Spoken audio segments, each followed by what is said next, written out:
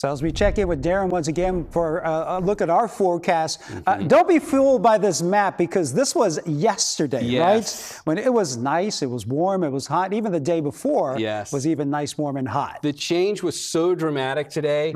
I just feel like we need a little perspective. Like, how did we get here? This was dramatically different. First of all, see the timestamp down here? Ryan's right about this. These are yesterday's numbers. This is yesterday's color template on here. You see how red and even smoky white's out there in the Central Valley. All right, pick out your part of the bay. Yes, that is 3 degrees shy of 100 yesterday. In Concord, you were that close. Livermore was that close as well. Let's come back out for the wide view because we're going to say goodbye to the numbers on there from yesterday. And now we're going to jump to today's contour. And already you see the dramatic difference. But when we put the numbers on here, a 20-degree drop. Mid-90s yesterday, Inland East Bay. Mid-70s today. San Francisco dropped 10 degrees. You were on the verge of 70 yesterday, down to 59. San Jose, you dropped 10 degrees. It was 83 there yesterday. So this is all tied into the fact that the wind picked up today, and let me give you a little explanation on why and how long it's going to be around. So we'll say goodbye to the numbers that we're looking on here. Let's go back to that view now where we can bring in the wind streams and see how the wind's behaving right off the coast. And when you look at it on here, we've got like 40 to 50 mile an hour gusts out here.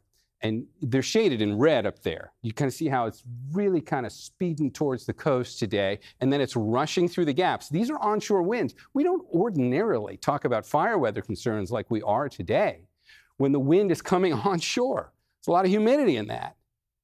But they're going so fast, and they're going through those passes inland where the Altamont Pass is, that they're speeding up over dry grass that has been dried by inland what was a very warm June. Inland and May.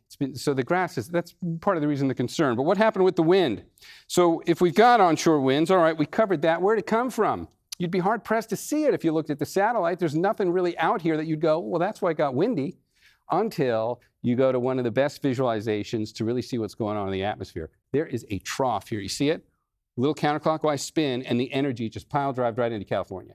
So when you look at the atmosphere this way, you can now see why the wind all of a sudden picked up. And I know I've got the wind stream sitting here with me now almost to drive the point home. So this is going to take at least another day for the influence of this to move through. So tomorrow is going to be just about as windy as today was. It'll be more onshore wind tomorrow for Friday. And then by Saturday, things should start to get a little better. Watch what is about to happen in the overnight hours. We'll come back for the local view of the bay, and we'll put on a visualization where we can kind of see the clouds sitting off the coast. Here's one other reason why tomorrow is not necessarily going to be that big of a deal from a fire weather standpoint. Marine layer is going to fill in. So we'll start out with June gloom tomorrow morning, and then it's just very quickly going to melt right back again to the coast in the afternoon. So we get the benefit of increasing that humidity in the morning, and then you'll get sunshine in the afternoon. The temperatures tomorrow are going to be virtually identical to the day you just had. So Friday's just like today. Things should start to warm up a bit by the time we get into the weekend. And by warming up a bit, it's not going to get hot. We're just going to go back up to average. So this is the 7-day forecast for our inland microclimate.